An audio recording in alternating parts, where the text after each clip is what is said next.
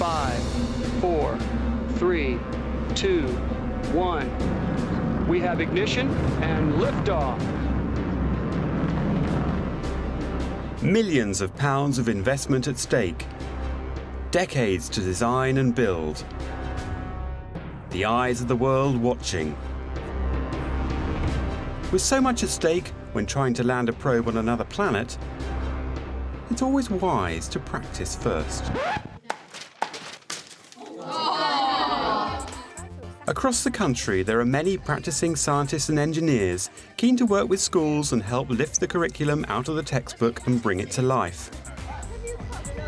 A visit from one of these STEM career role models is a great way to engage students and show them just how far the skills they learn in science, technology, engineering and maths could one day take them. As Cowplane School discovered when they had just such a visit from spacecraft engineer Faye Cashman.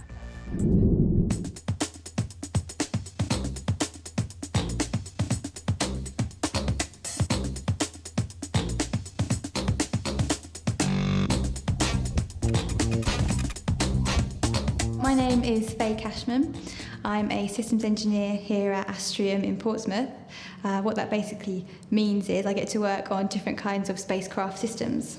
This can be anything from communication satellites to building satellites to go to other planets. Also, we work on things like a Mars rover to go onto Mars, generally anything to do with space. Well, I joined Astrium in September 2007, so I've been here for about a year and a half. I'm actually on their graduate programme, which means I get to rotate around all different departments around Astrium. My current project is actually called MIRI, which stands for the Mid-Infrared Instrument. This is actually one of the instruments on the James Webb Space Telescope. This is known as the replacement for Hubble and will be out in deep space. It's meant to be launched in a few years' time. It's basically designed to look back right at the beginning of the Big Bang, at the point where we can actually see what's happening. It's actually designed to look in the infrared. That will help actually look through lots of the dust and things that currently are in planetary nebulae. We can't actually see through them. Infrared allows us to look through them and we can actually see what's going on. Today, Faye is visiting Head of Science Stacey Kemp and her Year 9s at Cowplane School near Portsmouth. Along with colleagues Martin and Scott, she's brought along an extra special member of the team. Meet Bridget.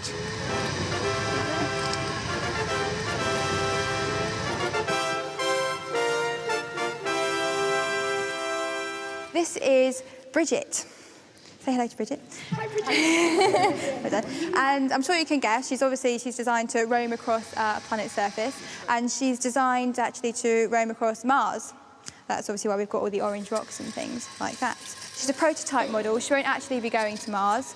Her top speed is 150 metres per hour. But of course, we don't really want to go zooming across Mars because we're actually there to explore it. One obvious benefit of Faye's visit is a chance for the students to see the kind of cutting-edge technology that's not so readily available to most science teachers.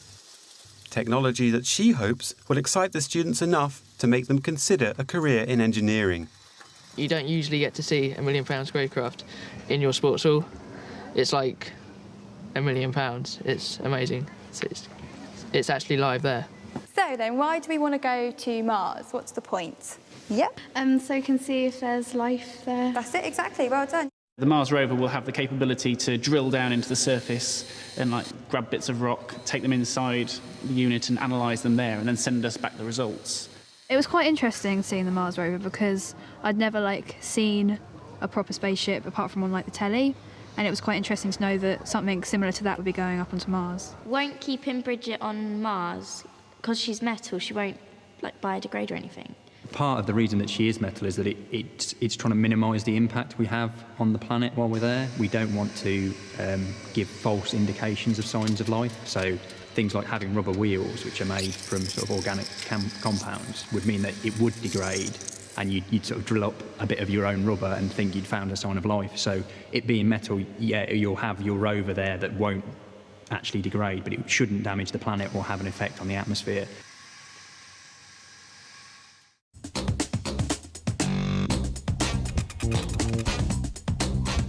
We're in my office at the moment. This is where the MIRI team work on the James Webb Telescope. We do a variety of things down here, from working on paper engineering through to optical modelling and having lots of teleconferences with the people that we work with across the world. Basically, a customer will place an order with us to build a satellite, say for example a communication satellite, and then what we do is we can agree the design and the actual objectives, what we want the satellite to actually do. Then this process, all the information will get sent over to the manufacturing area.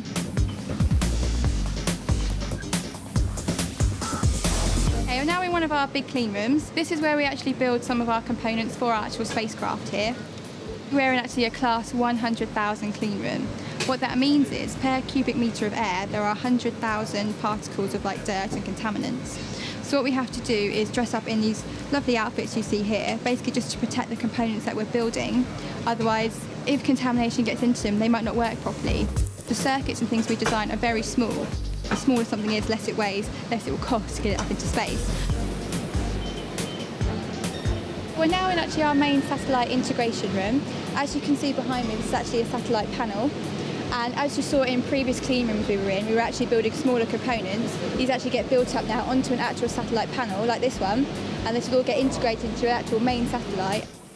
Once the satellite's actually built, we put it through vibration tests and thermal cycles to simulate the launch and space environment and to check it will still work. Then it will get shipped over, depending on where we're getting launched from. We have a launch site in South America. It will get shipped over there possibly, put on top of a rocket and get sent up into space.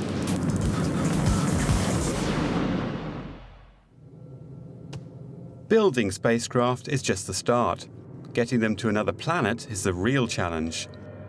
A Mars rover has to survive the launch, the journey, and most importantly, the landing. Faye now wants to see if the students have the necessary engineering skills required for such a feat. What did you think of her? Their payload won't be quite as priceless, but it will be just as delicate.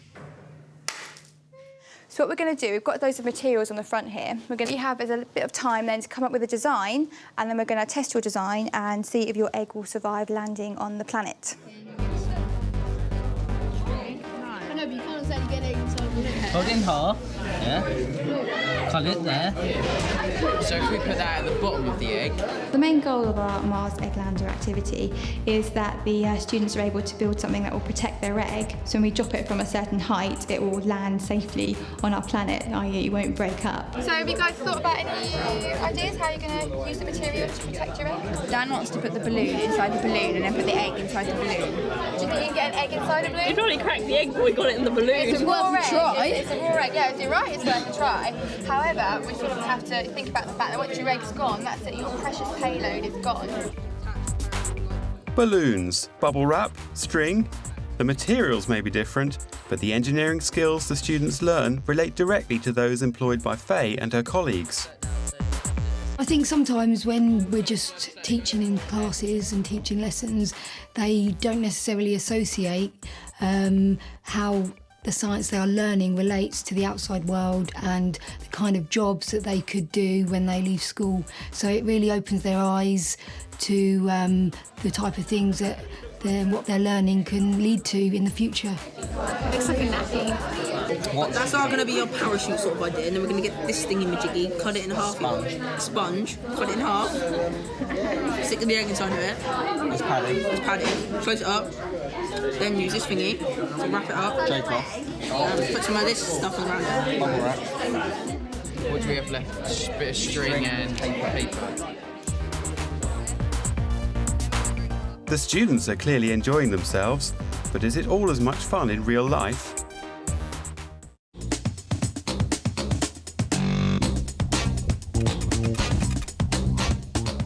I think the main thing that excites me is I get to work on something that's going to go into space one day. You know, not many people get to say that about their job. That for me is a big plus. The other sort of main thing I really enjoy is I get to meet people from lots of different industries like NASA, like ESA, which I've always wanted to do. I definitely recommend what I do to students. It's like I say, it's very exciting. It's not a case of you have to be the most brainiest person in your class. I mean, I'm certainly not. You have to work hard like I did. It was a bit tricky at school. I didn't get the best A-levels, but when I got to university, I actually found the environment there a lot easier to work in, and I soon applied myself and did well. Sticking with science and engineering is so important, especially for young people these days. As we hear all the time on the news, there's such a skills shortage in this country. And like I say, you get to work on things that go into space. I don't see why people wouldn't want to do that. Back in the classroom, the moment of truth has arrived.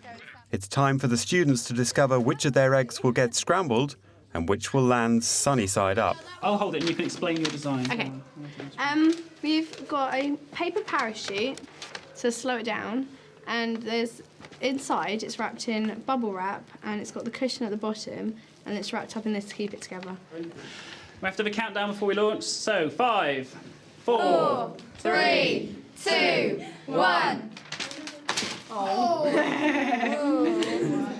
Okay, let's have a look. See it survived then. Yeah. I was really impressed by the designs and the engineering skills of some of the students today, and I feel that they really got thinking and putting the science into their designs. We cut the sponge in half and put the egg inside, then wrap that in bubble wrap and wrap that in the J cloth. And then we were going to put the balloons on top, but because they're not filled with helium, they wouldn't have done anything. So we put them on the side to act like a little bouncy stopper thing. Oh, so you thought a lot about it, that's good. So do you think it'll make it then? Probably not. Yeah. Optimism, that's what we like. Yeah, okay. How about the rest of you? Do you think the egg will survive? No. I think it will. A bit mixed opinions there. 2, 1. That did sound good. I think that was quite controlled. That's how I like my eggs. It's good, it survived. It's good. That's what I'm talking about. Well done. Good engineering. Well done. I think it's a good thing that people like myself go into schools and encourage kids is because then they see someone real.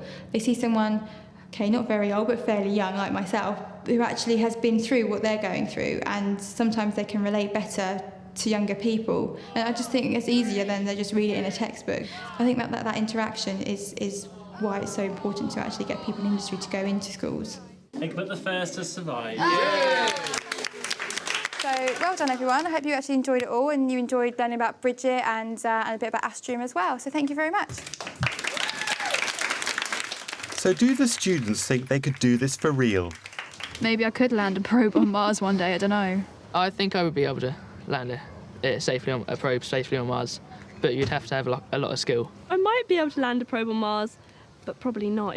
I'd land it, but it would break. I think one of the ultimate goals of today is to get kids to think, yeah, this is a really good career choice. I'd be quite interested in doing this in my future. So hopefully, yeah, we've got a few more space scientists coming up in the future, which would be great. It made me more interested in engineering and science because instead of just being a lesson with writing, it was more practical. I think I might go into a career of science engineering because it was really interesting and just different from what you usually do. I think overall the day's been absolutely brilliant. I think the students have got a lot out of it, and if I asked them tomorrow would they do it again, then the answer would be yes, definitely. 3, 2, 1. It has cracked, but you protected it so well that the yolk has stayed inside.